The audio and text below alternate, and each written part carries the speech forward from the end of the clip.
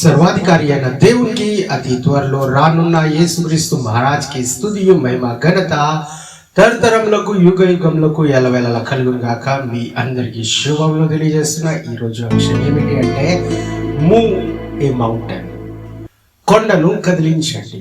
మనం అనుకుంటా ఏంటి కొండ ఏంటి ఏంటి ఎందుకు కదిలించాలి, మనకింత అవసరం అని చాలా మంది అనుకోవచ్చు. కానీ కొండలు ఏంటండి, కొన్నిసార్లు మనల్ని ఆపే కొండలు కావచ్చు. కొన్నిసార్లు ఈ కొండల వల్ల మనకు ఆలస్యం అవ్వచ్చు. బైబిల్ కొన్ని విషయాలు తెలియజేసినప్పుడు మనము వాటి గురించి జాగ్రత్తగా అర్థం చేసుకునే అవసరం అనేది ఉంది. ఒకవేళ మన ఇంటి ఎదురుగుండా కొండ లాంటి ఒక లారీ వచ్చి ఆగింది అనుకోండి, మనం ఆ లారీని ఇంకా దగ్గరికి తీసుకుంటా ఇంటి లోపలికి తీసుకుంటా అని ఎప్పటికీ మనం, ఎందుకంటే ఆ లారీ ఏంటండి మనం మీదకి వచ్చే ఆ గాలిని ఆపుతుంది, లేకపోతే సూర్యుడి యొక్క కాంతిని అలాగే వెలుగుని ఆపుతుంది. కాబట్టి ఆ కొండను పక్కన చేస్తాం. అలాగే కొన్నిసార్లు మనకున్న శోధనలు, బాధలు, లేకపోతే మనకున్న కష్టాలు వెళ్ళిపోవాలి లేకపోతే తీసివేస్తానికి మనకున్న కొన్ని విషయాల్లో మనము జాగ్రత్త పడాలి. విలియం బూత్ అనే ఈ వ్యక్తి అంటూ ఉంటారు, I am not waiting for a movement of a God,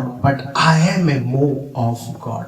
అంటే ఈయన కదిలిక దేవుని కదిలిక అని చెబుతూ ఉన్నారు. అంటే మనము కదిలించే వ్యక్తులుగా ఉండాలి. దేవుడు చేస్తారు, దేవుడు కదిలిస్తారని ఎదురు చూస్తుమే కాదు, కానీ దేవుడు మనల్ని సృష్టించాడు. ఎందుకంటే మనము ఈ లోకంలో ఏంటంటే కదిలించే వారంగా ఉండాలి. మనము ఈ లోకంలో అనేక విషయాల్ని ఏంటండి, ఏదైతే అపవాది ఏదైతే ఆపుతున్నాడో, అపవాది ఏదైతే బాణాలు వేస్తున్నాడో వాటిని ఆపే వారంగా, వాటిని తుడిచే వారంగా, వాటిని దూరపరిచే వారంగా మనము అయి ఉండాలి. అటువంటి వ్యక్తులుగా దేవుడు మనల్ని సిద్ధపరిచారు. కానీ ఏదైనా వస్తుంది వచ్చే వాటి ద్వారా మనం ఏంటంటే దాంతో ఉండిపోవటానికి ఇంకా అలాగే రోజులు గడపడానికి మనం ఇష్టపడకూడదు. కానీ దేవుడు ఇచ్చే ఆనందాన్ని పొందుకునే వారంగా, దేవుడు ఇచ్చే ఆశీర్వాదాన్ని పొందుకునే విధంగా, అలాగే ఆశీర్వాదకరంగా మారేవారుగా మనము ఉండాలండి. అంటే ఈరోజు ఈ అధ్యాయం ఈ విషయంలో మనం అనేక విషయాలు చూద్దాం. అంటే ఒకసారి మత్తయి సువార్తలో 17వ అధ్యాయం 8వ వచనం చదివితే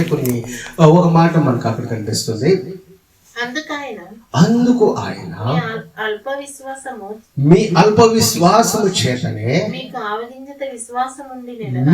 ఆవగింజంత విశ్వాసం ఉన్న ఎడల ఈ కొండను చూచి ఇక్కడి నుండి అక్కడికి పొమ్మనగానే అది పోవును. ఏంటండి, విశ్వాసం లేని కారణంగా లేకపోతే అల్ప విశ్వాసమే అని వారికి చెప్తున్నారు. ఏంటండి, ఆ అల్ప విశ్వాసం ద్వారానే చాలా విషయాలు జరుగుతున్నాయి. అంటే అల్ప విశ్వాసాన్ని తీసివేయాలి. అంటే ఆ కొండను వెళ్ళిపోమంటే వెళ్ళిపోతుందంట.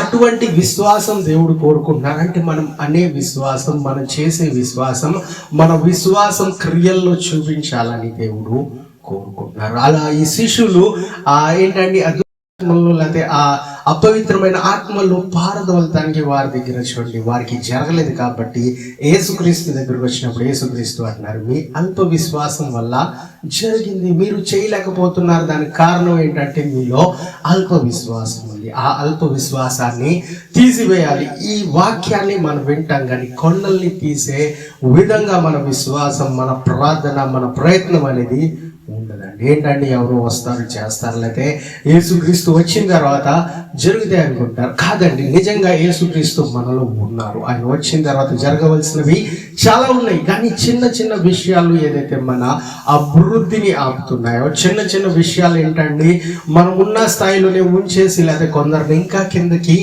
నలగొట్టే విధంగా ఆ సిచ్యువేషన్ వస్తున్నాయి. అటువంటి పరిస్థితులు వస్తున్నాయి. కానీ లోకం ఏంటండి అక్కడే ఉండిపోయింది. దానికి వాక్యం సెలవిస్తుంది, మనం ఒకవేళ ఆవగింజంత విశ్వాసం ఉన్నా, దాని తర్వాత ఏంటండి ఆ విశ్వాసం ఉంచుకుని అలాగే ఉండిపోవటమే కాదు, కానీ కొండను మనం మాట్లాడాలి, కొండతో మాట్లాడాలి, ఆ శ్రమతో మాట్లాడాలి, ఆ కష్టంతో మాట్లాడాలి, వెళ్ళిపోమని ఆజ్ఞాపిస్తే అది వెళ్ళిపోతుందంట.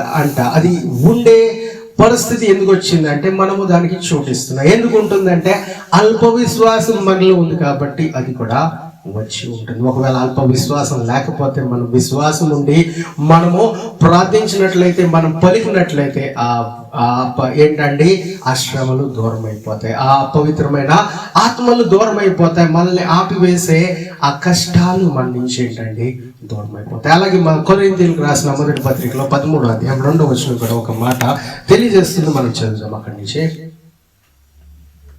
ప్రవచించుచు కృపావరము కలిగి మర్మములన్నీయు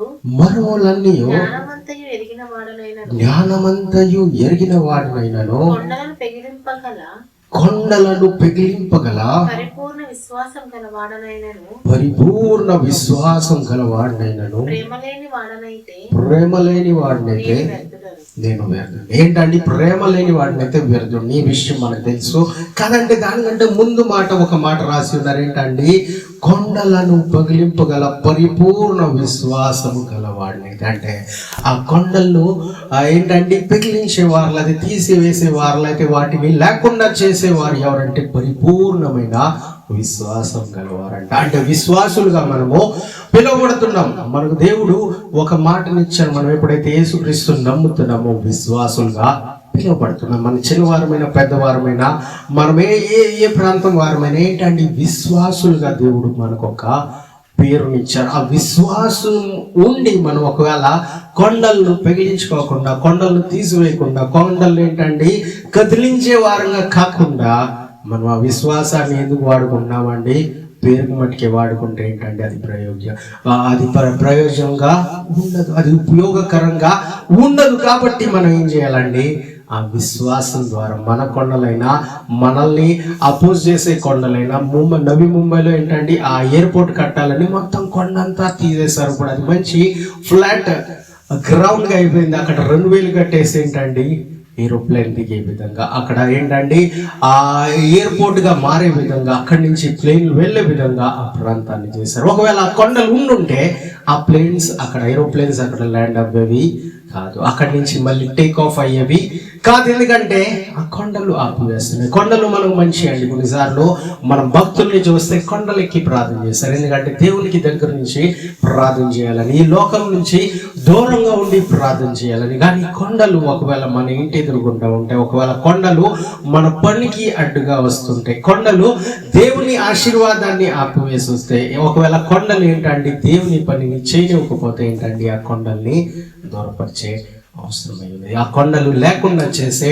అవసరమై ఉంది. ఇది ఎవరు చేస్తారంటే మనమే చేయాలి. ఎందుకంటే విశ్వాసం ఇచ్చిన దేవుడు ఆ విశ్వాసాన్ని ఎలాగ ఉపయోగించుకోవాలో చెబుతూ ఉన్నారు. ఒకవేళ ఆ విశ్వాసాన్ని ఉపయోగించుకోవడం మన దగ్గర నుంచి ఉంటే అదేంటండి వ్యర్థమే. చాలా మంది బండ్లు కొనుక్కొస్తారు, ఆ బండిని వాడరు, అసలు అలాగే ఉంచేస్తారు. దానికి అర్థం ఏంటండి? ఆ బండి ఇంకా యూజ్లెస్. ఎప్పుడో సంవత్సరానికి ఒకసారి తీస్తే ఆ బండి డ్రూమ్ అంటుంది కానీ స్టార్ట్ అవుతుంది, చాలా టైం పడుతుంది. ఆ బండిని వాడుకుంటే ఏం జరుగుతుందండి? చాలా పనులు స్పీడ్గా అవుతాయి, చాలా విషయాలు తొందరగా వారికి దొరుకుతాయి. ఒకవేళ ఆ బండి అలాగే ఉండిపోతే ఆ బండి ద్వారా ఏంటంటే అక్కడ ఆ స్థలము వేస్ట్ అవుతుంది. ఆ బండి వల్ల ఏంటంటే అనేక వాటి గురించి అది అడ్డంకంగానే మిగులుతుంది. అలాగే మన విశ్వాసం మనలో ఉంది. ఇక మనము ఆ విశ్వాసాన్ని వాడకపోతే ఏంటంటే ఈ లోకంలో ఏంటంటే మనం కూడా ఒక అడ్డంకంగానే మారిపోతాం. మనం కూడా ఏంటంటే అనేక విషయాల్లో ముందు వెళ్ళలేని వారుగానే అయిపోతాం. అలాగే మార్కు రాసిన సువార్తలో 11వ అధ్యాయం 23వ వచనం చదివితే, అలాగే మార్కు రాసిన సువార్త 11వ అధ్యాయం 23వ వచనం చదివితే ఒక మాటని ఇక్కడ మనకు తెలియజేస్తారు. ఎవడైనాను ఈ కొండను చూసి నీవు ఎత్తబడి సముద్రంలో పడవేయబడివని చెప్పమంటే తన మనసులో సందేహింపక తాను చెప్పినది జరుగునని నమ్మిన వాడు చెప్పినది జరుగునని మీతో నిశ్చయముగా చెప్పుచున్నాను. ఏంటండి? కొండను చూసి ఎత్తబడి సముద్రంలో పడిపోమంటే ఏంటండి? అది పడిపోతుంది. కానీ ఏంటండి? హృదయంలో సందేహం అనేది ఉండకూడదంట. మన మనసులో సందేహం అనేది ఉండకూడదంట. ఈ సందేహం అంటే ఏంటండి? అది మనకున్న అల్ప విశ్వాసమే. అది ఒక కొండ లాంటి వంటిదే.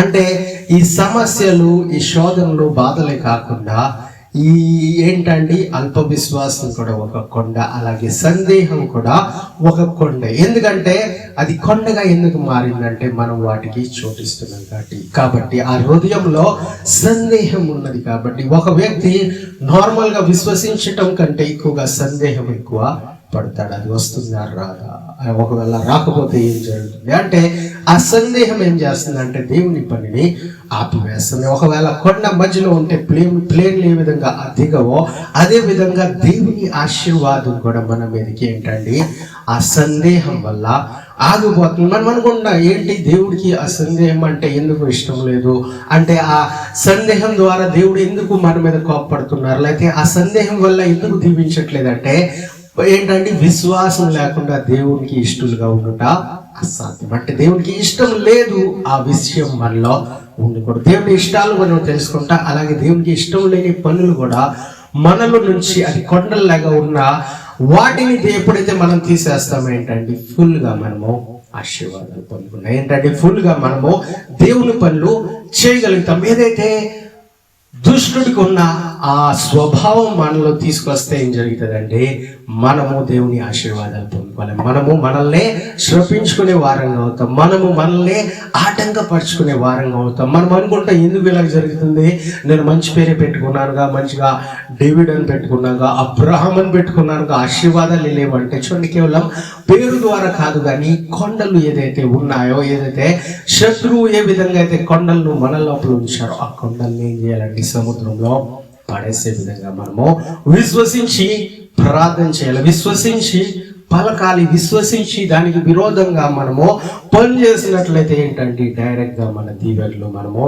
పొందుకుంటాం. మన ఆలస్యం ఇన్ని సంవత్సరాలు జరిగినాయి కానీ 2025లో జరగకుండా మనం ఏంటంటే జాగ్రత్త పడాలి. దేవునికి మనం సమీపంగా వెళ్ళాలి, దేవుని కొరకే జీవించాలి, దేవుని ఇచ్చే ఆశీర్వాదాలు పొందుకొని దేవునికి మహిమ చేసే విధంగా, దేవుణ్ణి మహిమపరిచే విధంగా మన జీవితాన్ని మనం ఏంటంటే లోకానికి చూపించాలి, లోకం చూడాలి. ఎందుకంటే దేవుని బిడ్డలుగా మనం పిలువబడుతున్నాం, దేవుని విశ్వాసులుగా పిలువబడుతున్నాం. కానీ ఆ సముద్రంలో ఆ కొండలు పడవేసే వారంగా ఉన్నాం, లేకపోతే కొండలతో పాటు మనం కూడా ఏంటంటే అల్ప విశ్వాసాన్ని, సందేహానికి చోటిచ్చి మన ప్రయాణాన్ని మనం ఏంటంటే ఆలస్యం చేస్తాం. ఇంకో మాటను మనం 2 కొరింథీయులు 5:6 చదువుగా, వెలిచూప వలన కాక విశ్వాసము వల్లనే నడుచుకున్నాం. ఏంటంటే వెలిచూపు వల్ల కాదు, మనకున్న ఈ కళ్ళు ఆల్వేస్ అత్మాటికి చూసి నడుస్తాను కాదు. ఏంటంటే నిద్రపోయేటప్పుడు కళ్ళు తెరిసి మనము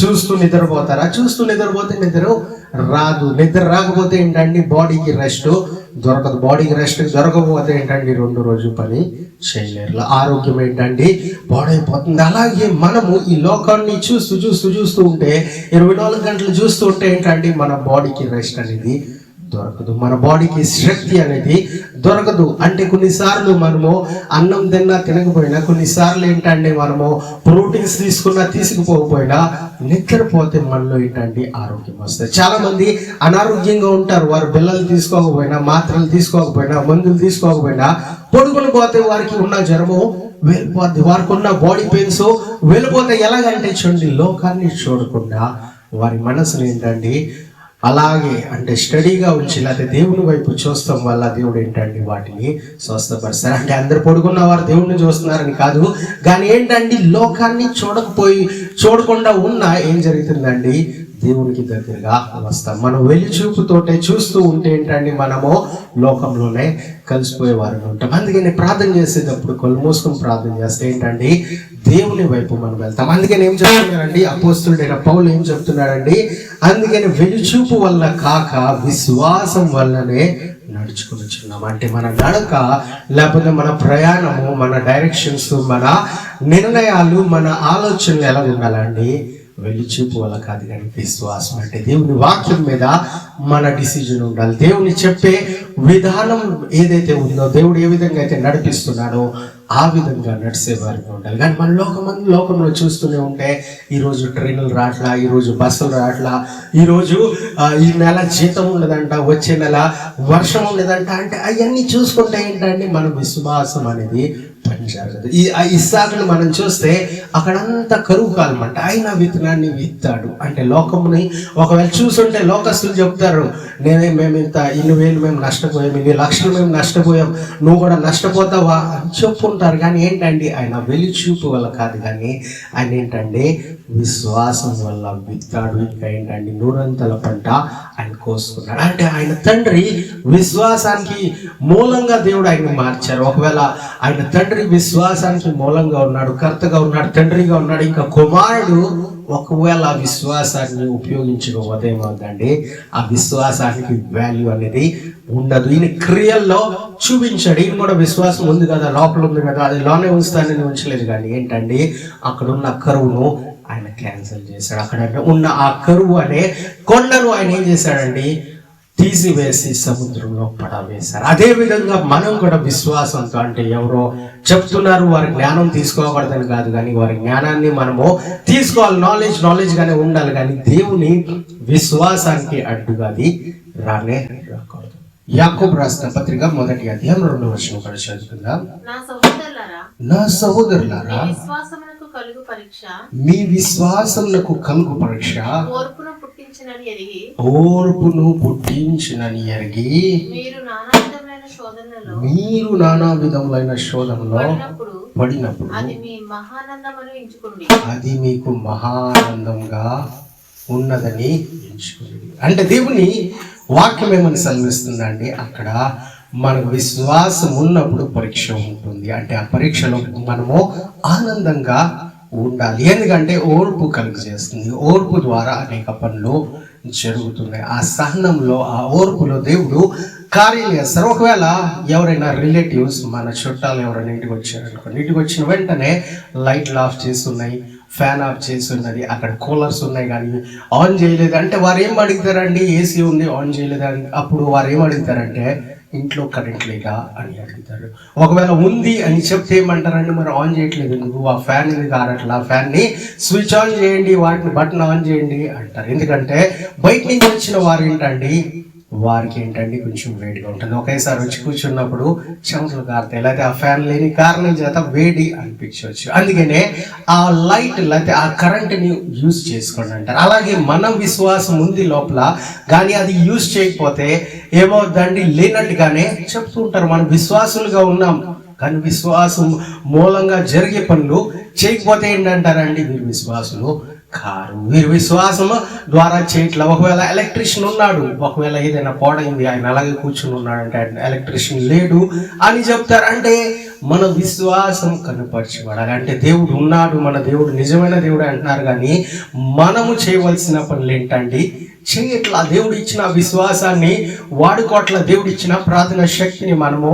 ఉపయోగించుకోవట్ల. అందుకని ఏంటండి, దేవుని వాక్యం మళ్ళీ వారి శిష్యుల మధ్యలోకే డైరెక్ట్గా దేవుడు దిగి వస్తానికి కారణం ఏంటండి, వారికి తెలియజేయాలి. ఆ విశ్వాసాన్ని ఎలా వాడుకోవాలో దేవుడు వారికి ఏంటండి నేర్పించారు. ఆ విశ్వాసుల్ని ఏంటండి, ఆ శిష్యుల్ని అపోస్తులుగా మార్చి లోకంలో పంపించి, ఈరోజు కూడా అపోస్తులు ఇంకో అపోస్తుల్ని తయారు చేస్తూ, ఇంకా శిష్యుల్ని తయారు చేస్తూ, ఇంకా సేవకుల్ని తయారు చేస్తూ, ఇంకా ప్రవక్తల్ని తయారు చేస్తూ మనకు నేర్పిస్తున్నారంటే ఎందుకండి, మనము ఆ విశ్వాసాన్ని ఉపయోగించుకోవాలి. మనకున్న వాహనాన్ని వాడుకుంటున్నారు, ఫ్యాన్లు వాడుకుంటున్నారు, లోకంలో ఉన్న అనేక వాటిని వాడుకుంటున్నారు. మనది కానీ ఇది ఆ వాహనాలను కూడా మనం వాడుకుని వెళ్తున్నాం, కానీ మనకున్న విశ్వాసాన్ని మనం ఏంటంటే కొన్నిసార్లు వాడలేకపోతున్నాం. కొన్నిసార్లు ఏంటంటే చాలా మంది వాడుకోవట్లా. కేవలం ఎవరో ప్రార్థన చేస్తే జరుగుతుంది, లేకపోతే ఎవరో మాకు తోడుగా ఉంటే జరుగుతుంది అని చాలా మంది ఏంటంటే దేవుడు ఇచ్చిన విశ్వాసాన్ని అలాగే దాచుకుని అనుకుంటున్నారు. అందుకని ఒకసారి మనం ప్రకటన గ్రంథంలో కూడా 6వ అధ్యాయం 14వ వచనం కూడా ఒక మాటను అక్కడ చూద్దాం. మనము ప్రకటన గ్రంథం 6వ అధ్యాయం 14వ వచనం. మరియు ఆకాశ మండలము చుట్టబడిన గ్రంథము వలనై తొలగిపోయెను, ప్రతి కొండయు ప్రతి ద్వీపమును వాటి స్థానమును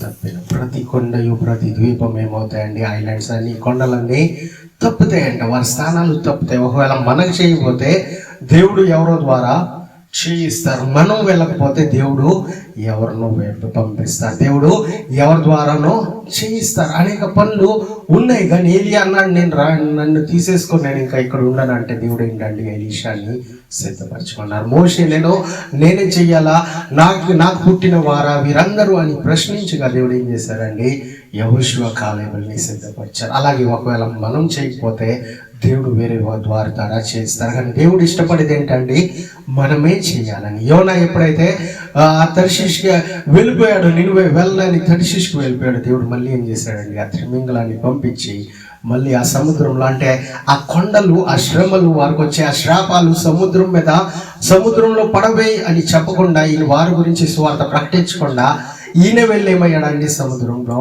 పడ్డాడు. అంటే మనము ఆ శ్రమల్ని, లేకపోతే మనము ఆ శోధనల్ని, లేకపోతే మనము దేవుడు ఇచ్చే ఆశీర్వాదాలు వారు పొందుకోకుండా, అపవాది ఇచ్చే ఆ శోధనలో వారు ఉన్నప్పుడు, ఆ కష్టాల్లో ఉన్నప్పుడు, ఆ మరణకరమైన ఆ శ్రాపం వారి మీదకి వచ్చినప్పుడు దేవుడు యోనాను పంపిస్తాడంటే యోనా వెళ్లకుండా తప్పించుకున్నాడు. కానీ ఇక్కడ పడింది వారు కాదండి, ఎవరండి, యోనాయ పడ్డాడు. ఎందుకంటే ఆ సముద్రంలో పడవేసిన తర్వాత త్రిమింగళం ద్వారా మళ్ళీ నినువే వెళ్ళి ఎప్పుడైతే సువార్త ప్రకటించాడు, ఏం జరిగిందండి, అక్కడున్న ఆ విశ్వాసం, అక్కడున్న ఆ శ్రాపం, అక్కడున్న ఆ ఏంటండి ఆ మరణం అనే తీర్పు వారి మీదకి రాకుండా దేవుడు ఏం చేశాడండి, ఆ మరణాన్ని సముద్రంలో పడవేశారు. మనం చూస్తాం ఒక వ్యక్తిలో అనేక అపవిత్రమైన ఆత్మలు ఉన్నప్పుడు ఎప్పుడైతే దేవుడు బయటకు వెళ్ళిపోమని పలకగానే ఏమైనాయి అండి, ఆ పందుల్లోకి వెళ్ళిపోయి ఆ పందులన్నీ సముద్రంలో పడిపోయినాయి. అంటే అపవిత్రమైనవన్నీ ఏమవ్వాలండి, సముద్రంలో పడాలి. మనకి ఇష్టం లేని అన్నీ ఏమవ్వాలండి, సముద్రంలో పడాలి. దేవునికి ఇష్టం లేని అన్ని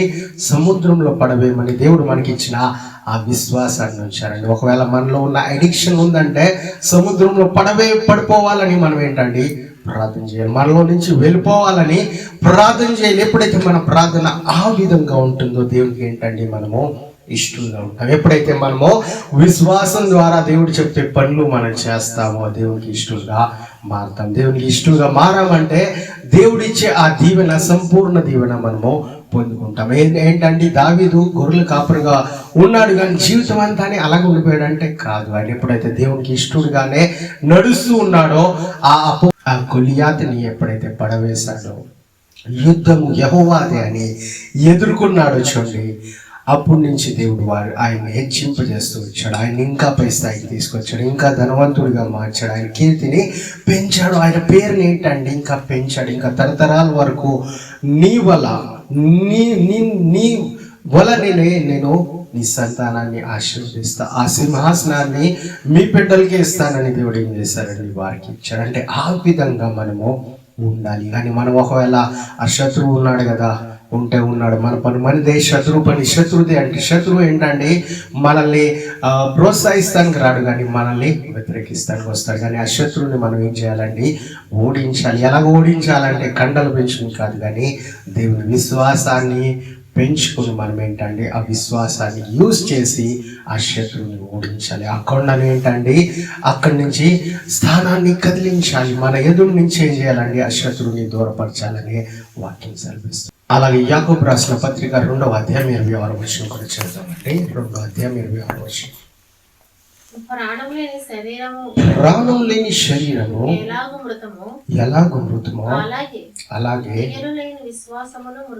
క్రియలు లేని విశ్వాసం కూడా మృతమే. ఒకవేళ శరీరం ఉంది కానీ ఆత్మ లేదంటే ఏంటండి, మృతంగా ఉంది. కానీ ఇక్కడ ఏంటండి, విశ్వాసం ఉంది కానీ క్రియ లేకపోతే ఆత్మ సచ్చినట్టుగా ఉంది. అంటే అలాగే మన విశ్వాసము శరీరంగా ఉంది. మనం ఏమనుకుంటామంటే విశ్వాసం ఆత్మగా ఉంది, శరీరం లేకపోతే మన పనులు శరీరంగా ఉన్నాయేమో అనుకుంటాం. మన శరీరము ఏ విధంగా అయితే ఉన్నదో అది క్రియలకి సూచన అనుకుని మనం అనుకుంటాం, మనం ఆపోజిట్ గా అనుకుంటాం. కానీ ఇక్కడ ఏంటండి, విశ్వాసం అనేది శరీరంగా ఉంది, ఇంకా క్రియ అనేది ఆత్మగా ఉంది. అంటే ఆ విశ్వాసం శరీరంగా ఉన్న విశ్వాసానికి మరణం ఉంది, కానీ ఏంటండి క్రియ ఆత్మ మూలంగా, అంటే ఆత్మ కార్యము జరగాలని దేవుని ఆ వాక్యము కోరుకుంటుంది. అంటే ఆ క్రియ జరగాలి, దేవుని చిత్తం జరగాలి, దేవుని ప్రణాళిక జరగాలి అని దేవుడు మనం సృష్టించారు. ఏదో మన క్రియలను లేకపోతే మన విశ్వాసాన్ని, మన పనుల్ని,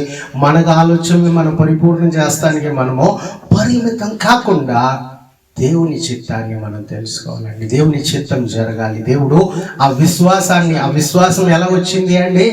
వాక్యం ద్వారా వచ్చింది. దేవుని వాక్యం చదువుతున్న ద్వారా, లేకపోతే వాక్యం వినటం ద్వారా, ఎవరో సేవకుల ద్వారా చెప్పినప్పుడు విన్నప్పుడు వచ్చిన ఆ విశ్వాసం దేవుడి పని చేయిస్తుంది అంటే చేయిస్తుంది. మన పని చేయించదా అంటే చేయిస్తుంది. అది కూడా జరుగుతుంది. కానీ ముఖ్యంగా చేయవలసింది ఏంటంటే దేవుని పని జరగాలి. దేవుని పని పరిపూర్ణం అవ్వాలి. దేవుని చిత్తం పరిపూర్ణం అవ్వాలి. అలాగే 22వ వచనం కూడా అదే అధ్యాయంలో మనం చదివి ముగించుకుందామండి.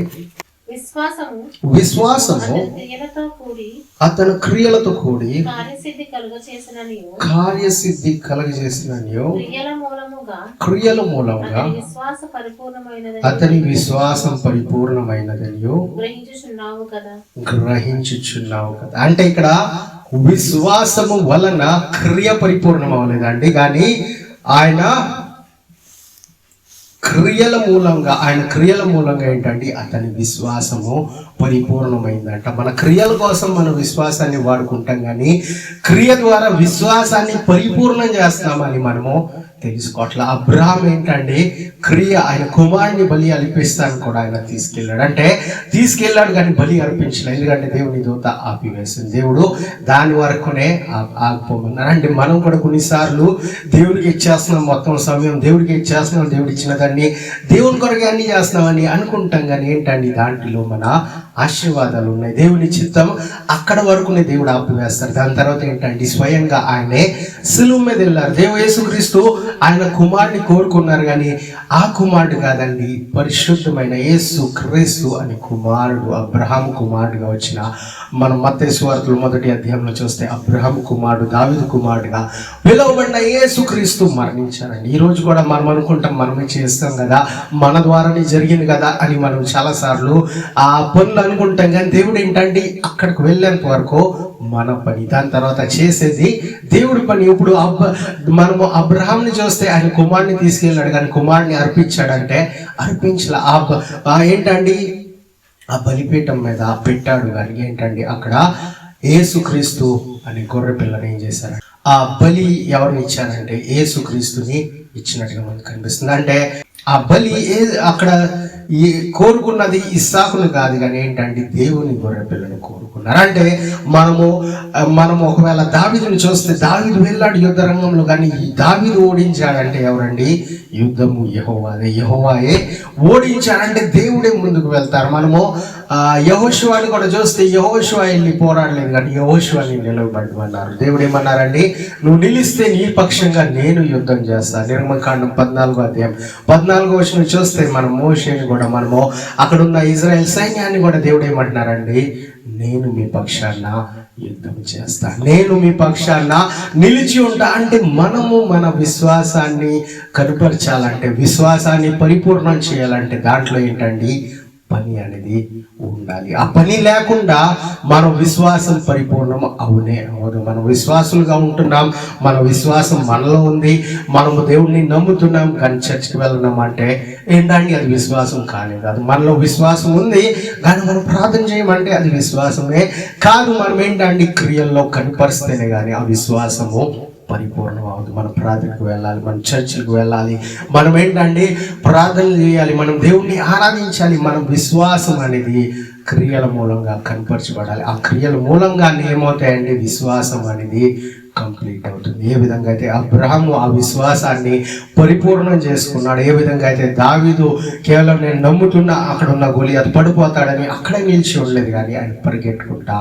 వెళ్ళాడు. ఆయన ఒడిసెలు తీసి ఏంటండి ఆ రాయిని తీసి కొట్టగలిగాడు. అదేవిధంగా మనం కూడా ప్రార్థన అనే రాయిని వాడుకుందాం, మనం కూడా ఆరాధన అనే ఆ రాయిని వాడుకుందాం, మనం కూడా విశ్వాసం అనే ఒడిసెలను ఏంటండి దాచుకుని ఉండకుండా వాటిని మనము ఉపయోగించుకుందాం. ఆ విశ్వాసం మూలంగా ప్రార్థనలు రావాలి, ఆ విశ్వాసం మూలంగా ఆరాధన జరగాలి, ఆ విశ్వాసం మూలంగా ఏంటండి శత్రువుని ఓడిస్తానికి మనము ఉపవాసాలు చేస్తూ ఉండాలి. ఆ శత్రువుని ఓడిస్తానికి ఆ చేస్తున్న ప్రయోగాల్ని ఓడిస్తానికి మనం ముందుకు వెళ్ళినట్లయితే ఏం జరుగుతుందండి? అపవాది ఓడిపోతాడు, అపవాది అక్కడ పడిపోతాడు. అటువంటి క్రియలు మనం చూపించాలి. ఏంటంటే ఆ కొండలు కూడా కదిలే విధంగా మనం చేయాలి. అందరూ కళ్ళు మూసుకున్నట్లయితే చిన్న ప్రార్థన చేసి మనం ముగించుకుందామండి. మన ప్రార్థన, మన విశ్వాసము ఈ విధంగా ఉండాలని దేవుడు కోరుకుంటున్నారు. అందరూ కళ్ళు మూసుకున్నట్లయితే చిన్న ప్రార్థన చేసుకుని ముగించు. స్తోత్రం, వందనాలయ. ఈరోజు విన్న ఈ వాక్యం ద్వారా ప్రభు మేమందరము ఆశీర్వదింపబడాలి ప్రభు. మీ విశ్వాసంలో ఇంకో ముందు స్థాయికి వెళ్ళి అనేకులకు మేము దీవెనకరంగా మారాలి. మేము ఉన్న చోటని ఉండిపోకుండా ఇంకా ఈ సంవత్సరం కాకపోతే వచ్చే సంవత్సరం అని మేము ఎదురు చూడకుండా ఇదే సంవత్సరంలో అవే విధంగా మా ప్రయత్నాలు మేము చేస్తానికి సాయం తెచ్చండి. ఎవరైతే ఇప్పుడు వరకు మంచి ఉద్యోగాలు పొందుకోలేదు, మంచి గవర్నమెంట్ జాబ్స్ పొందుకోలేదు, ఇదే సంవత్సరం వారు పొందుకోవటానికి క్రియ చేసే ఆ విశ్వాసంలో నుంచి క్రియ బయటకు వస్తానికి సాయం తెచ్చండి. అలాగే ఎవరైతే ఇల్లు కట్టుకోవాలని ప్రయత్నించారు, ఇన్ని సంవత్సరాలు జరగల, కానీ ఇదే సంవత్సరంలో జరగడానికి వారు విశ్వాసాన్ని పరిపూర్ణం చేస్తానికి మా అందరికీ నేర్పించండి. అలాగే ఎవరైతే చర్చిలు కట్టుకోవాలనుకుంటున్నారు, ఎవరైతే ప్రభా వారి పిల్లల వివాహాల గురించి ప్రార్థన చేస్తున్నారు, ఎవరైతే ప్రభా ఇంకా అధికమైన పనులు చేయాలని, వారి వ్యాపారాలు ఇంకా అనేక దేశాలకి ప్రాంతాలకి చేరుకోవాలని ప్రయత్నాలు చేస్తున్నారు, వారందరినీ మీరు దీవించండి. ఇంకా సంఘాలని అభివృద్ధి తెచ్చండి. సంఘం అంతా నింపబడాలి. కేవలం విశ్వాసం వారి ఇంటిలోనే కాదు ప్రభా, సంఘంలో వచ్చి వారు చూపించాలి. వారు చేస్తున్న ప్రయత్నాలు ప్రభా మీ సన్నిధిలో చూపించే విధంగా అందరినీ మార్చండి. మీరు కృపను అనుగ్రహించండి, మీరు సాయం తెచ్చండి. అనేక కొండలు, అనేక అడ్డంకాలు, అనేక శ్రమలు, కష్టాలని దూరపరిచి యేసు నామములో ప్రభు అందరికీ విడుదల ప్రకటించమని కోరుతున్నాను. అన్ని అపవాది వేస్తున్న శోధనలన్నిటి నుంచి విడిపించి మీ కృప స్థలంలోకి నడిపించమని కోరుతూ, మీ కృప దయ పొందుకునే వారంగా అందరికీ సాయం చేయమని కోరుతూ ఈ ప్రార్థన యేసుక్రీస్తు అతి పరిశుద్ధ నామంలో అడిగి వేడుకుంటున్నాం పరమ తండ్రి. Amen. Thank you. God bless you all. మా మొదటి ఆరాధన లూనావాలయందు ప్రతి ఆదివారం 10:30 గంటల నుండి 1 గంటన్నర వరకు జరుగును. అలాగే రెండవ ఆరాధన నెరూలులో 5 గంటల నుండి 6:30 గంటల వరకు జరుగును. మా మూడవ ఆరాధన ఆన్లైన్ యందు 8 గంటల నుండి 10 వరకు జరుగును. మా వివరముల కొరకు మా యొక్క ఫోన్ నెంబర్ని కాంటాక్ట్ అవ్వాల్సిందిగా కోరుచున్నాం. మా ఫోన్ నెంబర్ 9819533763. దేవుడు మిమ్మల్ని దీవించునుగా.